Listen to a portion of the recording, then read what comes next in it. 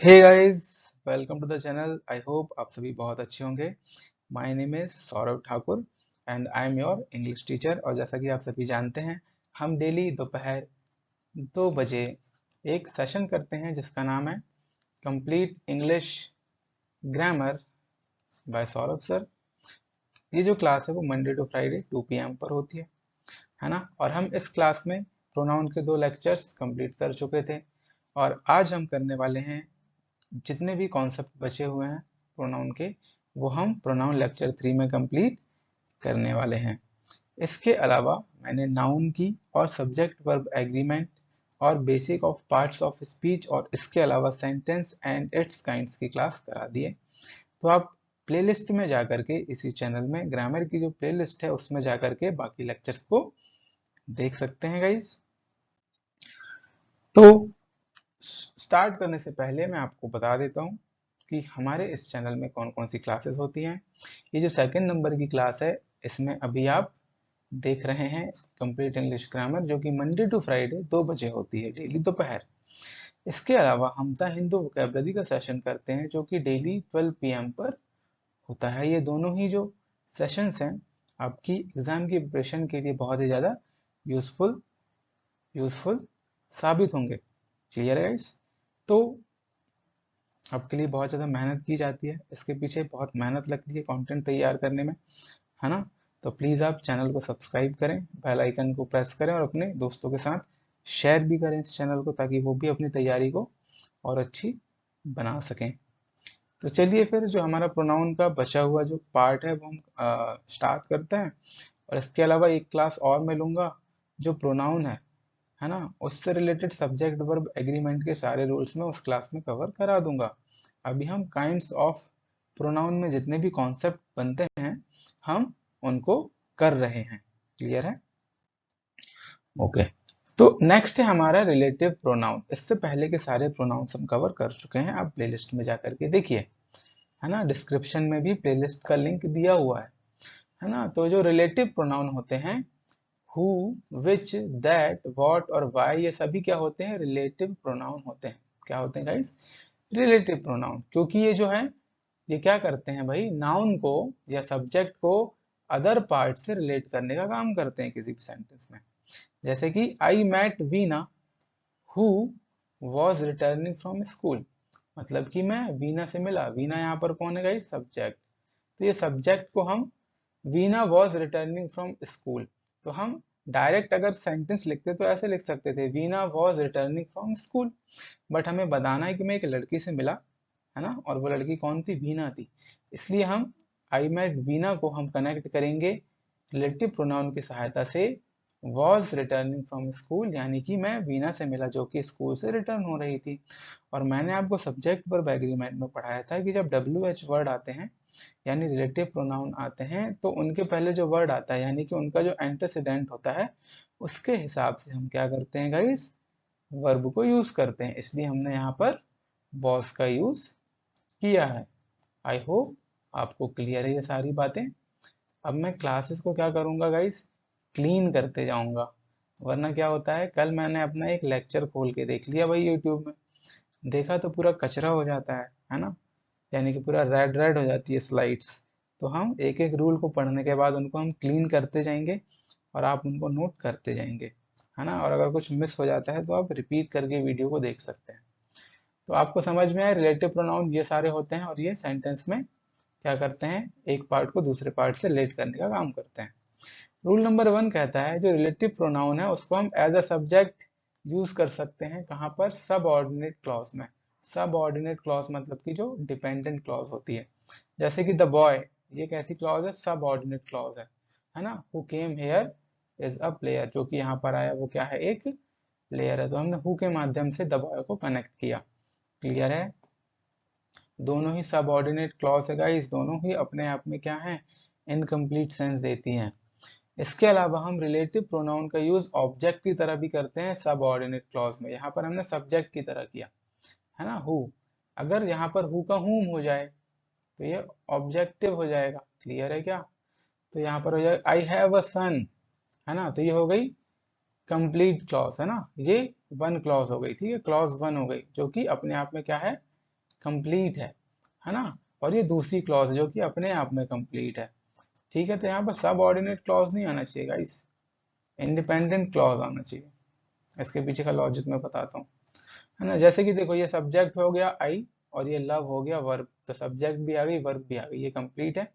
यहाँ पर भी जो आई है वो सब्जेक्ट और हैव जो है वर्ब है, यानी कि यहाँ भी सब्जेक्ट आ गया और यहाँ भी ऑब्जेक्ट भी आ गया, तो अपने आप में कंप्लीट है।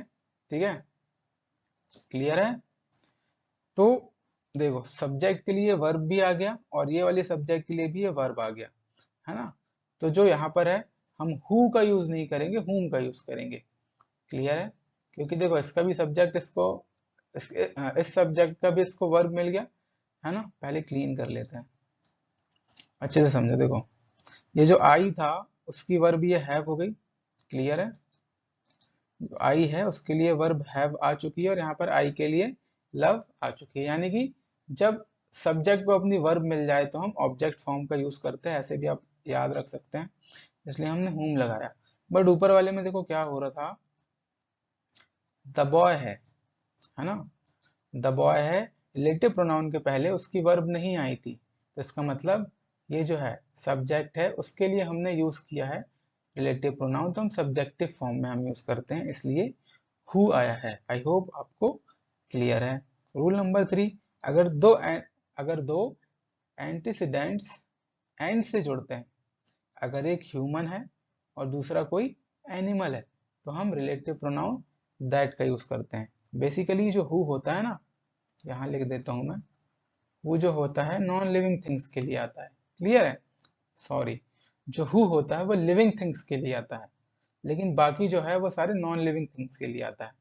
अब जो दैट है ना, वो पर्टिकुलर थिंग को डिनोट करने के लिए आता है और इसके अलावा, ठीक है, यानी कि डेफिनेट नाउन को डिनोट करने के लिए आता है, और इसके अलावा अगर एनिमल है और एक इंसान है ना, तो उसके लिए हम दैट का यूज करते हैं, हु का यूज नहीं करते। जैसे कि the man and his dog, है ना, that I saw yesterday have been kidnapped, यानी कि एक इंसान और एक एनिमल, दैट यानी जिसको मैंने देखा, कब, कल, वो किडनैप हो गया है। क्लियर है गाइस, ओके। नेक्स्ट, दैट को हम सुपरलेटिव डिग्री के बाद भी हम यूज करते हैं, या फिर जहां पर भी द आ जाए। द क्या होता है, डेफिनेट आर्टिकल होता है, और मैंने बताया था डेफिनेट चीजों को अगर कोई नाउन डिनोट कर रहा है तो वहां पर हम दैट यूज करते हैं।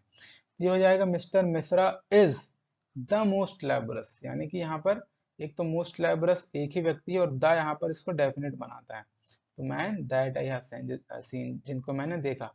अगर यहाँ पे ऐसा होता मिस्टर मिश्रा, है ना, इज द मैन होता केवल, तो यहाँ पर हो जाता हु आई हैव सीन हो जाता। आया समझ में, यहाँ पे द आ गया और सुपरलेटिव डिग्री आ गई, इसलिए यहाँ पर हमने दैट लगाया। क्लियर है, ओके। नेक्स्ट स्लाइड पे चलते हैं। इसके बाद रूल नंबर 5, है ना, दैट और हु हम, ठीक है, ठीक है, use that who if all is used for person, अगर जो ऑल है वो पर्सन्स के लिए यूज किया गया है, ऑल वर्ड जो है पर्सन के लिए आया है, यानी कि किसी इंसानों के लिए आया है, तो हम या तो दैट का यूज करते हैं या हु का यूज करते हैं। तो ऐसे भी कर सकते हैं, all who are interested to do this work can start now, और all that are interested to do this work can start now. दोनों ही स्ट्रक्चर सही होते हैं, आप एग्जाम में दोनों में से किसी एक का प्रयोग कर सकते हैं। रूल नंबर 6 बोलता है दैट का हम यूज, ठीक है, अगर ऑल पर्सन के सेंस में आए तो हम, अगर पर्सन को डिनोट करें तो हम दैट भी यूज कर सकते हैं, ऑल भी यूज कर सकते हैं, लेकिन अगर ऑल ऑब्जेक्ट के लिए आए, यानी कि किसी नॉन लिविंग थिंग के लिए आए, तो हम केवल दैट ही यूज करेंगे। ठीक है, क्योंकि जो हु है, क्योंकि जो हु है वो सिर्फ और सिर्फ लिविंग थिंग के लिए यूज किया जाता है। तो all that glitters is not gold. आया समझ में ये वाला स्ट्रक्चर। नेक्स्ट है, दैट हमको अगर ऑल प्लस अनकाउंटेबल नाउन आया है तब हमको यूज करना है, जैसे कि यहाँ पर डबल एल होगा, all the money, the money क्या है भैया, अनकाउंटेबल नाउन है ना, ठीक है। तो आ गया that I have, sorry, I gave her has been spent, तो सारे पैसे जो मैंने उसको दिया वो खर्च हो चुके हैं। आया समझ में। तो जब भी हम ऑल के साथ अनकाउंटेबल नाउन का यूज करते हैं तो हम रिलेटिव प्रोनाउन दैट लगाते हैं, ना कि विच और हु तो हम लगा ही नहीं सकते, और ना ही वॉट लगाते हैं। आया समझ में क्या? विच हम नॉन लिविंग थिंग के लिए लगाते हैं अगर वो स्पेसिफिक नहीं है तो। ओके, नेक्स्ट है भाई रूल नंबर 8, है ना। आप दैट का यूज करेंगे इन पर्टिकुलर वर्ड्स। अगर आए हैं आपके सब्जेक्ट के पहले तो इनके साथ everything, nothing, the only, any, all, everyone, none, nobody, much, little, the same, the few, the little. इसका भी यही लॉजिक है कि ये डेफिनेट बना देते हैं किसी भी नाउन को। जैसे कि my father has given me everything, है ना। एवरीथिंग के लिए आता है that I needed. This is the only pen, मतलब ये डेफिनेट हो गया, यानी कि इकलौता पेन है जिसको आपने खरीदा, यानी कि दैट आई बॉट यस्टरडे, इसलिए यहाँ पर दैट आया। My wife has spent the little money, देखो अब द आ गया ना आर्टिकल, तो उसके लिए हमने दैट लगा दिया। मैंने पिछले रूल्स में पढ़ाया था कि द आ जाए किसी नाउन के पहले तो आप दैट लगा देना, एकदम आंख बंद करके, कभी गलत नहीं होगा। नेक्स्ट रूल है use that after the same plus noun, है ना। अगर द सेम आ रहा है मतलब वो भी क्या कर रहा है, एक डेफिनेट चीज को डिनोट कर रहा है, यानी कि दिस द सेम मैन, यानी कि वही इंसान, दैट डिसीव्ड मी, जिसने मुझे धोखा दिया, इसलिए हमने, है ना। देखो यहाँ पर भी द आ गया तो द देख के चुपचाप दैट लगा देना। तो सबसे अच्छी ट्रिक, जहाँ पे द दिख जाए वहां पे दैट लगा दो, है ना। और ये एवरीथिंग, नथिंग, ये सारे रूल्स आते हैं, तो इसमें भी आपको दैट लगाना है। क्लियर है? इसके अलावा अगर अनकाउंटेबल नाउन कि पहले ऑल आया है तो आपको दैट लगाना है। इसके अलावा ऑब्जेक्ट की बात है और ऑल, अगर ऑल है और ऑब्जेक्ट की बात कर रहा है तो आपको दैट लगाना है। अगर ऑल है और पर्सन की बात कर रहा है तो हु प्रेफर करना, अगर हु ऑप्शन में नहीं है तो फिर दैट लगा देना। क्लियर है गाइस? तो ये थे रूल्स। नेक्स्ट है इंटेरोगेटिव प्रोनाउन। मैंने बताया था इंटेरोगेशन का मतलब होता है क्वेश्चन पूछना, तो ऐसे प्रोनाउन जिनको हम क्वेश्चन पूछने के लिए यूज करते हैं उनको हम इंटेरोगेटिव प्रोनाउन कहते हैं। जैसे कि what, who, whom, whose, which, how, इन सब से हम क्या करते हैं, क्वेश्चन पूछते हैं। अब कुछ इंपॉर्टेंट बात है, जो हु है वो हमेशा सब्जेक्ट की तरह यूज किया जाता है, जो हूम है हमेशा ऑब्जेक्ट की तरह यूज किया जाता है। जो सब्जेक्ट होता है आपको पता है ना, जहां पर हूम आएगा सेकंड वाले में, तो देखो यहाँ सब्जेक्ट की तरह यूज हुआ है ना। हु इज प्लेइंग, ठीक है, वर्ब के पहले आया। यहाँ पर भी देखो हूम जो वर्ब के पहले आया, बट यहाँ पर जो, है ना, बट हम इस लॉजिक के साथ हम हमेशा नहीं जा सकते ना कि पहले वर्ब के पहले जो आएगा वो सब्जेक्ट ही होगा। स्ट्रक्चर चेंज भी तो हो सकता है। देखो जैसे हूम आ गया, है ना, यहाँ पे टाइपिंग मिस्टेक थी, एम लगा लेना। क्लियर है? हु अकेला लिखा था, तो यहाँ पे देखो हूम तो पहले आ गया, पर ये ऑब्जेक्ट कैसे हुआ, है ना। तो whom हैज ही इनवाइटेड, है ना। तो यहाँ पर मैंने बताया था जो एक्शन वर्ब होती है उसका रिसीवर होता है ऑब्जेक्ट, तो यहाँ पर जो whom है ना वो इनवाइटेड का ऑब्जेक्टेड है, क्योंकि किसके द्वारा बुलाया गया भैया, ही के द्वारा, तो ही यहाँ पर हो जाएगा सब्जेक्ट, क्योंकि ही डूअर है ना। इसको नोट कर लेना, मैं क्लीन कर देता हूँ। आई होप क्लियर है ना।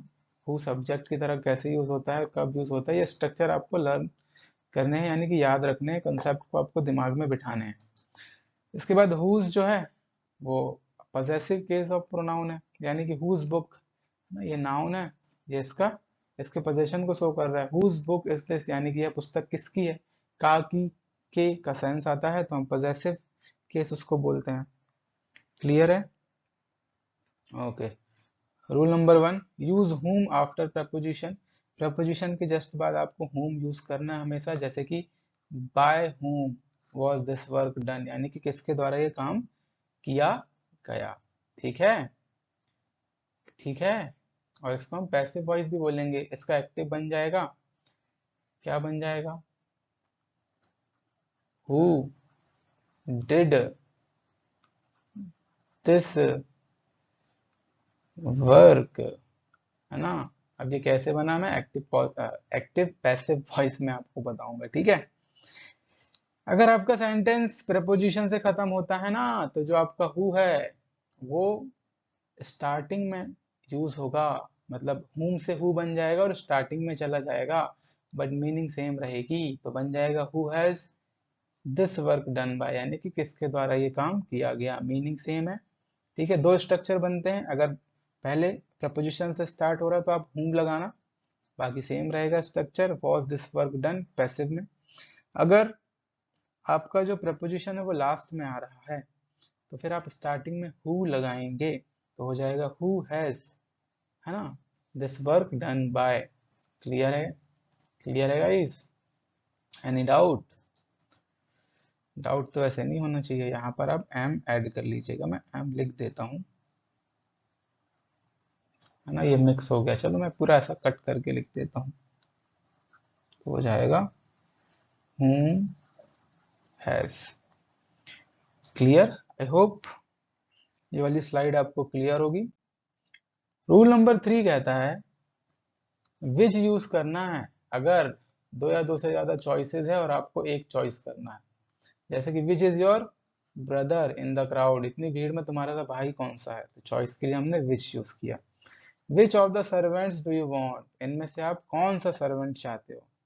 क्लियर है गाइस? तो विच हम चॉइस के लिए यूज करते हैं। विच हम किसके लिए यूज करते हैं? चॉइस, अगर दो या दो से ज्यादा कोई चीज है। क्लियर है? रूल नंबर 4 है हुज का यूज हम करते हैं नॉन लिविंग थिंग्स के लिए। जैसे कि हुज बुक इज दिस, है ना। दिस इज द फ्लाईओवर, यहाँ पर हम हुज नहीं लगा सकते, है ना। Whose inauguration was done by the transport minister, है ना। तो यहाँ पर हुज की जगह हम करेंगे the inauguration of which. Clear है? हुज के स्थान पर आप यूज करेंगे द इनॉग्रेशन ऑफ विच, है ना। हुज इनॉग्रेशन की जगह इनॉग्रेशन ऑफ विच का आप यूज करेंगे, तो हो जाएगा द फ्लाईओवर, है ना। This is the flyover the inauguration of which was done by the transport minister. Clear है गाइस? सो आज का जो लेक्चर था वो एकदम छोटा सा था, है ना, क्योंकि ज्यादा कॉन्सेप्ट नहीं थे। कल का भी लेक्चर, है ना, 25 to 30 मिनट का ही होगा। सारे सब्जेक्ट वर्ब एग्रीमेंट के हम जो कॉन्सेप्ट है प्रोनाउन से रिलेटेड वो हम करेंगे। एक बार और आप इस वीडियो को रिपीट कर लीजिएगा अगर आपको नोट करना हो तो, है ना। और आपका यहाँ पे सारा प्रोनाउन के जो कॉन्सेप्ट होते हैं सारे वो खत्म हो जाते हैं टाइप वाइज। तो हम सब्जेक्ट वर्ब एग्रीमेंट के कॉन्सेप्ट हम नेक्स्ट क्लास में पढ़ेंगे। अगर आपको वीडियो पसंद आए तो आप वीडियो को लाइक करें और चैनल को सब्सक्राइब करें, है ना। और जैसा कि आपको पता है 2 क्लासेस चलती हैं, एक चलती है 12 PM पर जिसमें हम द हिंदू न्यूज़पेपर में आने वाली वोकैब हम कवर करते हैं, है ना, डेली न्यू वर्ड्स जो आते हैं। और सेकंड चलती है 2 PM में जो कि है ग्रामर की क्लास, जो कि अभी चल रही है, जिसमें हम नाउन पढ़ रहे हैं। Okay guys, so guys thanks for watching, thank you, good bye and have a nice day, see you in the next class. ठीक है, तो कल मिलते हैं हम वोकैब की क्लास में दोपहर 12 बजे।